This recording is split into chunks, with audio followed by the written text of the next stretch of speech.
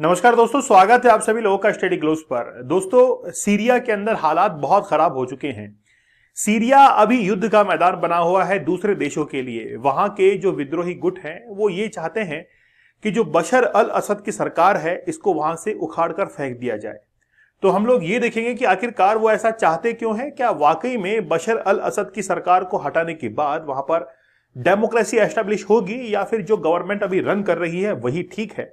दोनों में से क्या चीज जो है वो हमारे लिए यानी कि सीरिया के लिए वो बेस्ट हो सकती है। अभी सीरिया के अंदर बहुत सारे जो ग्रुप हैं वो एक साथ मिलकर बशर अल असद की सरकार की तरफ जो है वो मूव कर रहे हैं। और रिसेंटली खबरें ये आई है कि कैपिटल जो है उसकी तरफ वो पहुंच चुके हैं, दमिश्क जो है वहां तक पहुंच चुके हैं। ये भी एक बार अभी न्यूज में दिखाया गया था कि बशर अल असद जो है वो अपना देश छोड़ चुके हैं, लेकिन उसकी एक वेरिफिकेशन जो है पुष्टि नहीं हुई है कि वो अपने देश में ही है या फिर वो बाहर है। इस चीज को लेकर कोई भी क्लैरिफिकेशन नहीं मिला है। लेकिन बस बात यह है कि आखिरकार ये सीरिया के अंदर जो कुछ भी चल रहा है इसके पीछे मेन रीजन जो है वो क्या है।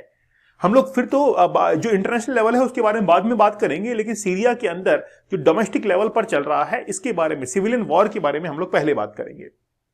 ठीक है, ये जो व्यक्ति आप लोग देख रहे हैं ये बेसिकली एक गुट का है जिसका नाम है हयात अल शाम। हयात अल शाम मतलब एचटीएस। तो एचटीएस एक ऐसा ग्रुप है जिसको कुछ समय पहले जो है वो बनाया गया था और यही आज सबसे ताकतवर ग्रुप एक बना हुआ है जो कि असद की सरकार को वहां से हटाना चाहता है। एचटीएस इसको कहा जा रहा है। इसको हम लोग क्या कर रहे हैं, इसको कहा जा रहा है इंटरनेशनल लेवल पर एचटीएस कहा जा रहा है। तो ये एचटीएस जो है उसका काम करने का तरीका अलकायदा जैसा है। जैसे आप ओसामा बिन लादेन का काम करने का पैटर्न देखिए कि एक बार बहुत जबरदस्त हमला, फिर अपने आप को आइसोलेट करना, फिर एक जबरदस्त हमला, फिर अपने आप को आइसोलेट करना। तो ये बेसिकली उसी तरीके से काम करते हैं। ठीक है, तो पूरा हम लोग रूट कॉज समझेंगे। 2011 से लेकर अब तक की जो घटनाएं हुई हैं उसके बारे में समझेंगे। कल भी मैंने आप लोग को बताया था कि भारत की तरफ से एक एडवाइजरी जो है वो जारी की गई है कि जितने भी लोग मतलब 90,000 लोग भारत के सीरिया के अंदर रह रहे हैं, इसलिए उनको एक एडवाइजरी जारी की गई है कि अगर आप लोग वहां पे फंस जाते हैं तो ये मोबाइल नंबर है, ये ईमेल आईडी है, यहां पर आप लोग संपर्क कर सकते हैं। इसके साथ में ही अगर कोई भी ट्रैवल करता है सीरिया के अंदर तो उनके लिए भी कहा गया कि अभी आप ट्रैवल मत कीजिए, ना तो आप जो है वो सीरिया के अंदर जाइए या फिर किसी दूसरे देश के अंदर अभी आप जाइए, सीरिया से किसी दूसरे देश के अंदर भी। ठीक है ना, तो ये भी जो है वो एडवाइजरी जारी की गई है। तो ये कल मैंने आपको ऑलरेडी जो है वो बता दिया था। अच्छा, यहां पर कुछ शहर जो है वो बताए गए हैं। देखिए यहां पर सबसे पहले देखिए कि अलेप्पो एक बहुत इंपॉर्टेंट शहर है। अलेप्पो जो है वो एक बहुत इंपॉर्टेंट शहर है। अच्छा, पूरे जब हम लोग सीरिया को देखते हैं तो सीरिया अभी एक पूरे जितने भी देश हैं उनके लिए एक वॉर फील्ड बना हुआ है। एक्चुअली में क्या हुआ है कि जो कैपिटलिस्ट कंट्री हैं और कम्युनिस्ट कंट्रीज हैं, जैसे कैपिटलिस्ट कंट्री है यूएसए और कम्युनिस्ट कंट्री है रशिया, इन्होंने इसको क्या बना दिया है, एक वॉर फील्ड बना दिया है कि आखिरकार हम लोग लड़े कहां पर। क्योंकि यूएसए जो है वो रशिया के अंदर जाकर लड़ने से रहा और रशिया जो है वो यूएसए के अंदर जाकर लड़ने से रहा, इसलिए किसी दूसरे देश की धरती पर जाकर ये जो है लड़ाई करते हैं, जैसे सीरिया के अंदर ये हुआ है। ठीक है, अभी मैं आपको थोड़ा डिटेल के अंदर बताने वाला हूं। एक्चुअली देखिए यहां पर कौन कौन सी ग्रुप जो है वो कंट्रोल कर रहे हैं आप लोग देखेंगे। जैसे दमिश्क यहां पर सबसे पहले रेड में देखिए, ये जो रेड आपको दिखाई दे रहा है ये सीरियन गवर्नमेंट का है, मतलब बशर अल असद की सरकार जो है ये यहां पर अभी राज कर रही है इस रेड वाले के अंदर। फिर आपको जो येलो दिखाई दे रहा है वो है कुर्दिश फोर्सेस, और कुर्दिश फोर्सेस को यूएसए सपोर्ट करता है। कुर्दिश फोर्सेस जो है उसको यूएसए सपोर्ट करता है। जिस समय 2011 की स्प्रिंग हुई थी, 2011 के अंदर जब अरब की क्रांति हुई थी, उस समय बशर अल असद की सरकार को हटाने के लिए बहुत बड़ा आंदोलन हुआ था और लाखों लोग जो है इसके अंदर मारे गए थे। वो लोग ये चाहते थे कि यहां पे डेमोक्रेसी को एस्टेब्लिश किया जाए। लेकिन फिर 2014 के अंदर 2014 के अंदर यहां पर आईसिस की एंट्री होती है और आईसिस आप लोग जानते हैं कि किस तरीके से यहां पर आतंक जो है फैलाना शुरू करता है।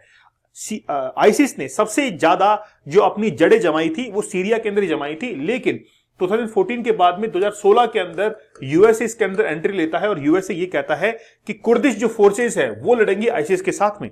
और ये बहुत हद तक सक्सेसफुल भी हुआ। क्यों? क्योंकि ये जो कुर्दिश फोर्सेस थी इनके पास में यूएसए के नए टेक्नोलॉजिकल जो वेपन थे, नए न्यू वेपन जो थे वो थे, इसलिए ये आईसिस के साथ में बड़े अच्छे से लड़ पाए। लेकिन यहां पर एक बहुत बड़ी प्रॉब्लम ये हो गई कि सीरिया का ही एक नजदीकी कंट्री है जिसका नाम है टर्की। ठीक है ना, टर्की ने यूएसए जिस चीज को मदद कर रहा था, मतलब कुर्दिश फोर्सेस को, तो टर्की ने कहा कि ये कुर्दिश फोर्सेस जो है ये भी आतंकवादी हैं, ये भी क्या है, आतंकवादी है और टेररिस्ट हैं और यूएसए इनको सपोर्ट कर रहा है। इसलिए टर्की जो था वो बेसिकली इससे नाखुश था जो कि यूएसए वहां पर कर रहा था। फिर 2020 के अंदर आते आते रशिया और टर्की के बीच में एक सुलह हो जाती है, एक पीस ट्रीटी जो है वो साइन होती है बिटवीन टर्की एंड रशिया कि अब सीरिया के अंदर जो है कोई भी यहां पर उथल पुथल नहीं होगी, इम्बैलेंस की कंडीशन नहीं आएगी, हम लोग आसानी से यहां पर जो है वो यहां से विड्रॉ करेंगे और कोई भी यहां पर इम्बैलेंस की कंडीशन नहीं होगी। लेकिन आज वापस से क्या हुआ है कि 2024 के अंदर जो विद्रोही गुट थे, जो कि बशर अल असद की सरकार को हटाने के लिए कोशिशें कर रहे थे, उन्होंने एक अपना ग्रुप बना लिया, एक अलायंस बनाया है आज से लगभग 5 दिन पहले ही। इन ग्रुप्स के मैं आपको नाम गिनाना चाहूंगा। एक ग्रुप जो है वो इसके अंदर है हयात तहरीर अल शाम, HTS जिसको कहा जाता है। दूसरा ग्रुप है सीरियन नेशनल आर्मी, तो सीरियन नेशनल आर्मी बहुत पुरानी है। फिर है अहार अल शाम, ये तीसरा ग्रुप है। और चौथा है अल नुसरा फ्रंट। ये 4 ग्रुप जो है इन्होंने अपना अलायंस जो है वो बना लिया है और ये कोशिश कर रहे हैं कि हम लोग दमिश्क तक पहुंच जाए, क्योंकि ऑलरेडी इन्होंने 3 शहर जो है अपने कब्जे में ले लिए हैं और वो यहां से बशर अल असद की सरकार को हटाना चाहते हैं। उसके रीजंस मैं भी आप लोगों को बताता हूं, लेकिन हम लोग देखते हैं पहले इस मैप में। देखिए ये दमिश्क है और यहां पर एक दारा, ये एक शहर है, तो दारा को तो इन्होंने ऑलरेडी कैप्चर कर लिया है। और दारा से 90 किलोमीटर दूर, 90 किलोमीटर दूर जो है, 90 किलोमीटर दूर दमिश्क स्थित है और वहीं पर अब ये पहुंच चुके हैं। देखिए कौन कौन से शहर हैं, अलेप्पो है, हमा है, दारा, और वो दमिश्क की तरफ अब पहुंच रहे हैं, दमिश्क की तरफ पहुंच रहे हैं और वहां से ये कंट्रोल जो है करना चाह रहे हैं। अब ये न्यूज जो है सामने निकल कर आ रही है कि बशर अल असद जो है वो अपना देश छोड़कर वहां से भाग चुके हैं, लेकिन ये अभी तक प्रूव नहीं हुआ है। ये जो व्यक्ति आप लोग देख रहे हैं ये HTS का मेंबर है ना, HTS का मेंबर है। और HTS को चलाने वाला व्यक्ति बड़ा यंग है, मैं आपको बताता हूं। यहां पर ये इस व्यक्ति को देखिए, 1982 के अंदर इसका जन्म होता है। इसके फादर जो थे वो एक इंजीनियर थे और सऊदी अरेबिया के अंदर इसका जन्म हुआ, लेकिन वहां से ये दूसरे देशों के अंदर हमेशा भागता रहा, छिपता रहा और फिर 2006 के अंदर एंट्री लेता है सीरिया के अंदर। और वहां पर जाने के बाद जो विद्रोही गुट थे इनको लीड करना शुरू करता है, इनको बनाना शुरू करता है। और अभी जो अलायंस बना हुआ है ना, अलायंस जो बना हुआ है वो इसी की बदौलत जो है वो बना हुआ है। इसका नाम है जुनानी, है ना, जुनान इसका नाम है। और इसी की बदौलत जो है वो आज पूरा का पूरा अलायंस बना हुआ है, ये लीड कर रहा है और ये दमिश्क की तरफ बढ़ रहे हैं। अभी भी हाल यानी कि कुछ समय पहले की न्यूज है कि इसको जो है मार गिराया गया है, लेकिन अभी भी इसकी डेड बॉडी जो है नहीं मिली है। हो सकता है कि न्यूज भी जो है वो गलत हो सकती है, न्यूज जो है वो गलत हो सकती है। दोस्तों आप लोग हमारे 100 डेज के चैलेंज को जरूर ज्वाइन कीजिएगा और ये आपके फोकस को इंक्रीज करने के लिए चैलेंज है। इस चैलेंज की प्राइस काफी कम कर दी गई है और 100 दिन तक अगर आप कोई चैलेंज लेते हैं तो वाकई में आपके लिए बहुत एक विल पावर को इंक्रीज करने वाला, आपके सबकॉन्शियस माइंड को रिवायर रिप्रोग्राम करने वाला ये चैलेंज बन जाता है। तो 100 दिन का चैलेंज हो सकता है कि आपने अपनी जिंदगी के अंदर कभी लिया नहीं हो, तो अभी लेने का समय है, आप अपनी लाइफ को चेंज कर सकते हैं। ठीक है, चलिए तो बात करते हैं कि रिसेंटली जो है वो हुआ क्या है। अभी की बात करें तो अभी जो है वो मिलिट्री, यानी कि अब देखिए जो बशर अल असद सरकार की आर्मी है वो खड़ी है किसके सामने, विद्रोही गुट के सामने। अब आर्मी को यह लगने लग गया है कि हम लोग इन सब का सामना नहीं कर सकते, HTS का जो अलायंस है इनका सामना नहीं कर सकते हैं, इसलिए आर्मी भी अब उन्हीं की हेल्प करने लग गई है कि ठीक है तुम जो कर रहे हो वो करते रहो। और इसी बीच में कई न्यूज जो है वो निकल कर आती है, जैसे असद जो है उन्होंने दमिश्क जो है इसको वहां से लीव कर दिया है, ऐसी खबरें सामने निकल कर आ रही हैं। तो Syrian president Bashar al Assad boarded a plan and left दमिश्क फॉर एन अनडिस्क्लोज्ड लोकेशन, मतलब कहां पहुंच गए किसी को कोई पता नहीं है। ठीक है, अब एक्चुअली में क्या हुआ कि ईरान जो है वो इनकी हेल्प करने के लिए आता है। आज से लगभग 1 सप्ताह पहले की बात है कि ईरान के जो फॉरेन मिनिस्टर थे वो पहुंचते हैं सीरिया के अंदर कि हम आपकी हेल्प करेंगे अगर आपके ऊपर कोई भी परेशानी होती है। लेकिन आज वही व्यक्ति, मतलब जो फॉरेन मिनिस्टर थे, वो ये कहते हैं कि यार हम कोई हेल्प नहीं कर पाएंगे। पिछली बार यूएसए ने हेल्प की थी बशर अल असद सरकार की कि भाई हम आपको जो है वेपन्स वगैरह सारे प्रोवाइड करवाएंगे, आप लड़ो इनके साथ में। लेकिन आज रशिया भी जो है वो हेल्प नहीं कर रहा है, टर्की भी पीछे हट चुका है, ईरान भी पीछे हट चुका है और यूएसए अपने आप के अंदर बिजी है। देखिए यूएसए के बारे में देखेंगे, हिजबुल्लाह जो है उसने भी विड्रॉ कर लिया है। अब ये हिजबुल्लाह जो आप लोग देख रहे हैं, जैसे हिजबुल्लाह की बात करें, हमास की बात करें, है ना, हौतीस की बात करें, ये सारे के सारे क्या है, ये रेजिस्टेंस ऑफ एक्सिस पावर है। ये किसके हैं, ईरान के अंदर एक रेवोल्यूशनरी गार्ड आप लोगों ने सुना होगा, वो रेवोल्यूशनरी गार्ड जो है वो हेल्प करती है हमास को, हिजबुल्लाह को, हौतीस को, इन सबको हेल्प करती है। या हम लोग कह सकते हैं इनडायरेक्टली कि ईरान ने ही इन सबको बनाया है।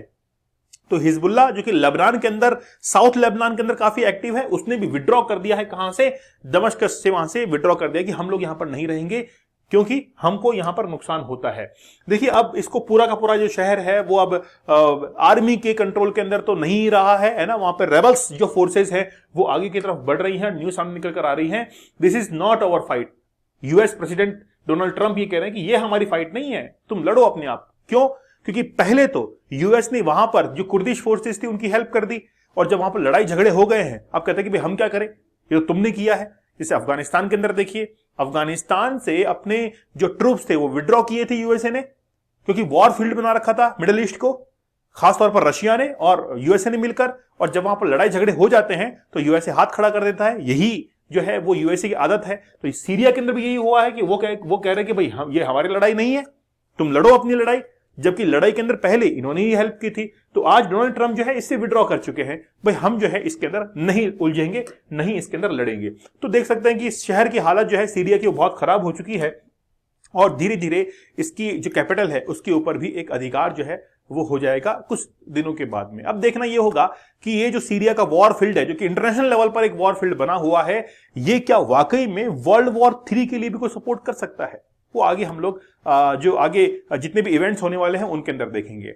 चलिए, आप लोग हमारे 100 डेज के चैलेंज को ज्वाइन कर सकते हैं। लाइफ चेंजिंग कोर्स है, काफी कम प्राइसेस में आप लोगों के लिए अवेलेबल है 399 के अंदर। तो आप लोग इसको जरूर ज्वाइन कीजिए, ऐसे कोर्सेज बहुत कम देखने को मिलते हैं। तो मिलते हैं आप लोगों से अगले सेशन में, तब तक धन्यवाद, थैंक यू, जय हिंद।